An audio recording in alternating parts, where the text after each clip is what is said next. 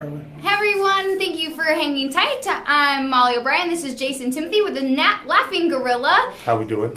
Oh, good. How are you doing? I don't know. I surfed over here today. So, yeah. I think for the most part we're good. Doing well. So Awesome. Well, glad to be here. Thank you. Thanks for joining us in the Navigant Credit Union Broadcast Center. We are talking about all things Laughing Gorilla, which is all things delicious, right? For the most part. Yeah, because you're doing it. Yeah, I mean we're fairly well. We're a year in. So, and actually, well, with the weekend, especially with Taco Fest coming up. Actually, this was our first event last year, our very first public event. Oh wow! So, it's nice to be doing that again. But we're a year old, and we've kind of let's say it's been a whirlwind of a ton of things happening. So yeah, we're excited to be a part of some cool Down City stuff, and yeah. It's awesome. Yeah, it's pretty nuts, to be honest. It's good. Yeah. Well, let's start off by talking a little bit about what you brought for us today. So we'll start there, and then we'll get into your background, and we'll get into all that good stuff. Fantastic. But because as we're doing the last interview, I was like, I smell it. I know that he's here. I know that Jason's here. Okay, so let's talk a little bit about what you brought, and then we'll talk all about Laughing Girl. All right, cool. So what we have here is this is actually our plain Jane, is what we call it. It's this basically is plain. It's plain. Actually, this was kind of, we named it that for one of our regulars who would come in every week, and she was just like, I just want these three things on my taco. We were like, all right, cool. So that's it. Yeah, there you go. But basically, it's ground beef, some queso fresco. Actually, this one is not so plain. It has a little bit of marinated cabbage, some smoked jalapeno, pickled radish, some scallions, some cilantro, just some lime to garnish. Again, fairly simple. It's kind of like, ground beef isn't an authentic Mexican ingredient in tacos, but that's one of those things where, as a kid growing up, like, it was always in the house. So it was one of those, all right, we always gravitated to it. So it's kind of one of those things I keep on the roster because it's fun. So I'm like, yeah, all right. So that's basically how we run that one. And usually that's just gets plain lettuce, super plain. And so you said these are smoked jalapenos? Smoked jalapenos, yes. Oh, do you do that yourself? Yes. And what goes into that? Because that sounds like... No, it sounds amazing. It's not mind-blowing. It just sounds like, I love it. It sounds so good. It's literally what we do. We fire up the smoker. We salt, pepper. Anything with a salt smoker. and pepper. Smoker. With a smoker. Yeah. So basically salt, pepper, oil, and we just let them roll out for like an hour or so until I feel like I get the right consistency, smoke, flavor, and yeah, that's again fairly simple. You can do it at your house. That's cool. It's fine. I like it. You could do it at home. You should do that at home. Today. No, maybe not today. Maybe you don't want to bust out the smoker today. Okay, then what are these? Because these also look delicious. Okay, this is going to be a veggie option, probably for tomorrow, actually. This is just a chili and cumin roasted sweet potato. And again, it just topped with some marinated cabbage, pickled radish. We put a little bit of New Mexico chili sauce on it with some scallions, some cilantro, and again, just garnish with some lime. So this is sweet potato? Yep. Okay, I'm totally. So for all your vegan people, yeah, you come out and you get this. You can get that.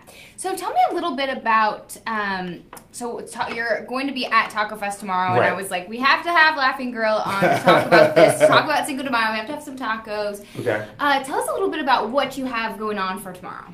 Well, tomorrow we're kind of outside of probably these two options. I'm kind of keeping it to myself. I don't want to necessarily put it on blast yet. You can put it on blast here. No. Come on. No. All right. Give us some deets. So, I mean, we'll probably have 3 or 4 different kinds of tacos tomorrow. Okay, we'll have 2 more outside of these 2. Cool. And then, yeah, and again, who knows what it is? Maybe maybe I can get my hands on some really nice seafood. Maybe it might be another vegetarian option. Maybe it'll be something chicken. Maybe it'll be something pork. So, I mean, you never know. It's kind of, I like to leave it to chance. So we'll see what happens. And it all depends on how I'm feeling, like, in the next couple hours, too. So we'll see. We'll see how that goes. We'll see what happens. Big time tease. As I surf, Big time. As I surf on the way home, we'll see. As I surf back, yeah. What I can find. Right. So yeah. So I mean, outside of that, that's pretty much how we kind of run as far as our food dynamic. It's really kind of how whatever the event it is and how I feel about one thing. Like I might be really into it, like into tacos one day, and the next day it's like, you know what I want? I want Vietnamese, I want Thai, I want Italian, I want something else. So I mean, we're open to whatever, like kind of like how you feel. Like today is like really stew-like, you know what I mean? So I'm not going for the tacos right now because of this lovely Because weather. of this. I know, when Tony and I were saying, we're like, can we just go sit on the couch now and not and watch Netflix? You should be sitting on your couch watching this. Yeah, everyone should just be sitting on their couch watching Go Local Live and dreaming about tacos and stew, right? Yeah, and stew. And Absolutely. stew. So tell us about the Laughing Gorilla, because you guys have just gotten so much buzz. Right. And likely just because of what you're talking about, your food mission, kind of some of your principles and how you do things. And it's so much different than just a regular restaurant. So tell me just a little bit about how you thought of the idea and how things have progressed over the past year. Well, how Laughing Gorilla actually got started, it was pretty much a long-running conversation with my partner, one of my partners, Sean Larkin, who is the head brewmaster at Revival. Drink that stuff; it's delicious. And he brought some. And so basically, what our conversation was, me personally, I have a very large admiration for him and what he's been able to do with his brand and how he promotes his brand and how he treats his people. And it was kind of one of those things where I was like, I want to work with that guy, and I hope that one of these days I can. And so some things came about. I was looking to leave the restaurant I was working at for 5 years. Louis Fuller is also very good. Shout out. So I was there for 5 years. I was kind of like, yeah, you know what? I'm looking for something new. Sean was looking to do some different things with the Revival brand. So we kind of got together, and the talks went rather fast. So literally, like we started talking. We talked in October, and then by January, we were like, "All right, let's do it. Let's just go for it." Yeah. And so, outside of Sean and myself, it's also Lee Vincola, who is my significant other. Hello. She basically is our administrative half of things. She kind of keeps. Last year, she kept me and Sean pretty much together, as far as like events, like. Do this, be here, be there. For what she does for the company as a whole is pretty amazing. With all the things that she also does as well. Freelance writer, Rhode Island Monthly, Elbow Roadie, Boston Globe, a whole bunch of stuff. She's special.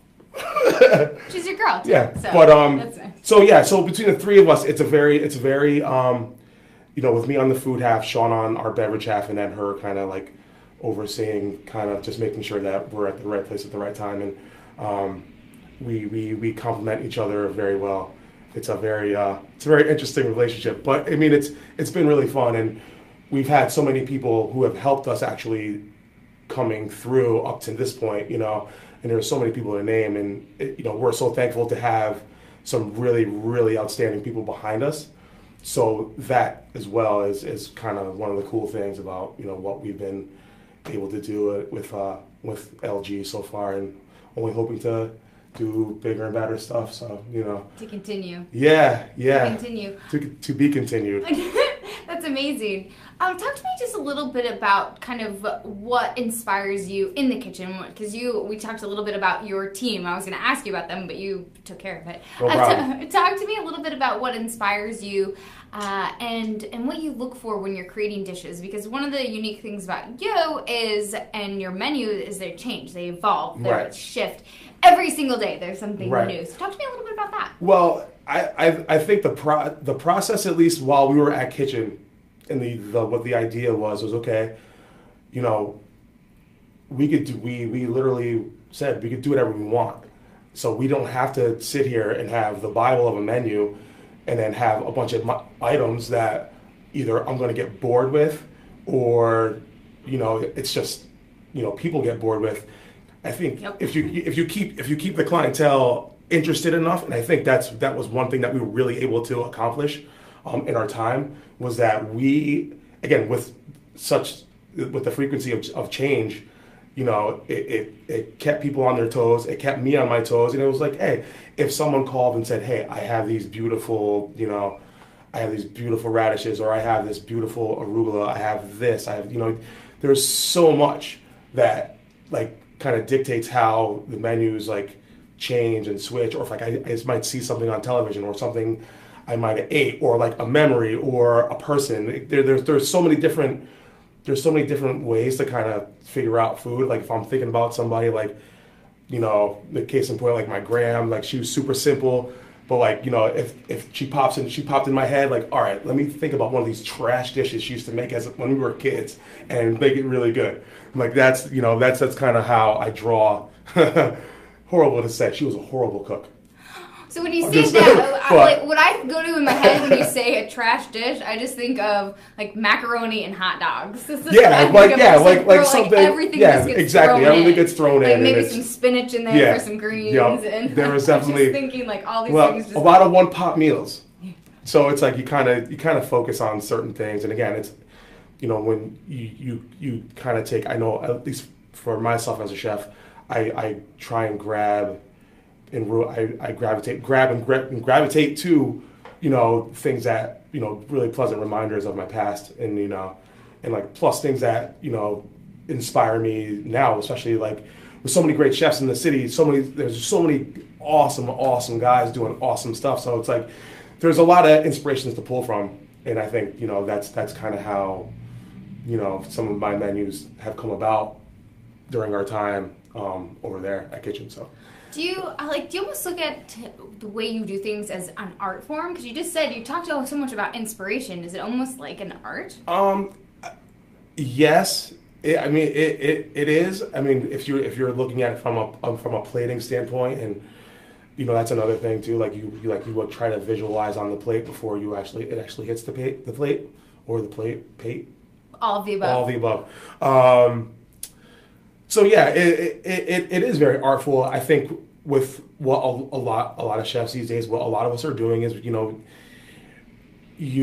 again, all the things I just said, like you gravitate towards the things that inspire, and then you turn that inspiration and it goes to the plate. Like any monkey could put, or gorilla, sorry Sid, could put tacos on a plate. You know what I mean? But like when it comes to the more intricate things, it's like, you know, it's a little more thought involved. But, you know, hopefully, you know, the way you get to that end game is, you know, again, through how you treat the ingredients and how you're, you know, and just very careful detail. Yeah. And so yeah, in that there is a very artful side to what a lot of us do. Okay. Talk to me a little bit about your food background, because you went to Johnson & Wales and you've had a lot of experience within the food industry. Just talk to us a little bit about some of your background that helped you get to this point. Okay. Graduated Johnson & Wales, 97. Wow, that's a long time ago. Forget about the year. Don't forget about that. I'm 25. Me too. So just went to Johnson & Wales, had a really great opportunity to work at a lot of great places here and all over the state. Most notably, I was on the opening team of the Spiced Pear in Newport. Was a chef de cuisine at the Viking Hotel in Newport. Worked in Manhattan for a stint of time, helped open some stuff in Maryland, and then moved back here. I moved back here in 2007. And yeah, I just kind of been around a bunch of different places and worked with a lot of great people, a lot of great chefs, and, you know, everybody who I've worked for and with are all a testament to where I am now. So that's amazing. Yeah. Do you think it's important to use local food when you're in business? Absolutely. I think that's very important. You know, if you have to have a certain amount of give back, you know, to the community, and especially here, and what's amazing about a lot of farmers here is that they're close. Yeah. And it's not like, you know, you don't have to travel, or you don't have to, you know, call a truck in, you know what I mean, as far as like, you know, like a major, like a corporation, you know, food company.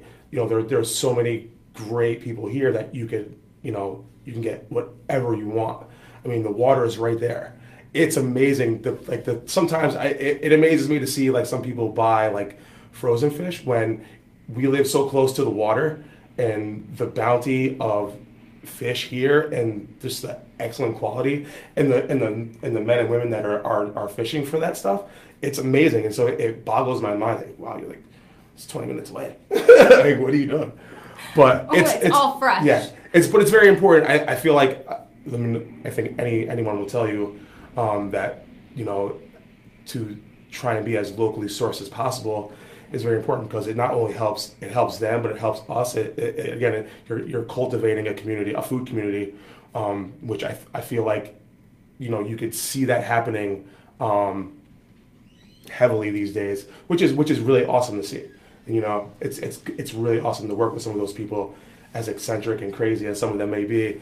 You know, it's nice to have those relationships and have those people on your side, because at the end of the day, you want to be serving an excellent product, and you know what?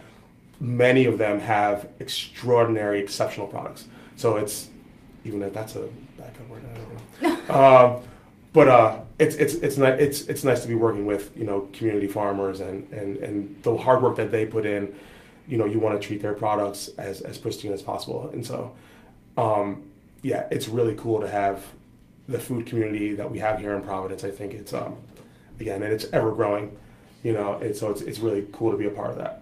Amazing. Yeah. And you are a big part of it, and looking forward to having you out there tomorrow for Taco Fest. Yeah, hopefully no one's surfing in tomorrow. Yeah, seriously. So it's a Rain or Shine event, right? I think so. I feel like so. I feel like I know last year it was just a little bit cloudy, but it was still fun. We had a great time. Kicking things off. Yeah. What time are you out there tomorrow? We'll be there. Event starts at 11. We'll be set up by 10:30. You cannot come in early. Do not come early. Do not come early. Good food. No, but we'll be there. We'll be set up by 11, and it goes from 11 to 5, and yeah, we'll be there until either it's over or we sell out of food.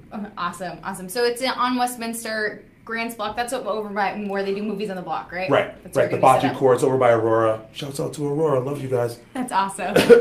All right. So Jason, thank you so much. No problem. Thank you. Such success. Can't wait to see what's up for you guys in the future. You should probably have one of these. Well, maybe after the show. What are they? What'd you bring for us? Night Swimmer. Oh, this one's good. I like all their beers. And the thing, yeah. Revival does good. Well, I mean, hopefully too. I didn't ruin this one for you, but this is actually delicious. I want to eat one of these tacos. Go for it. I'm gonna do these. So we're gonna get things cleaned up and then bring on our next guest. But in the meantime, we're gonna take a picture before you go. All right, cool. I'm gonna pull up the tacos here too.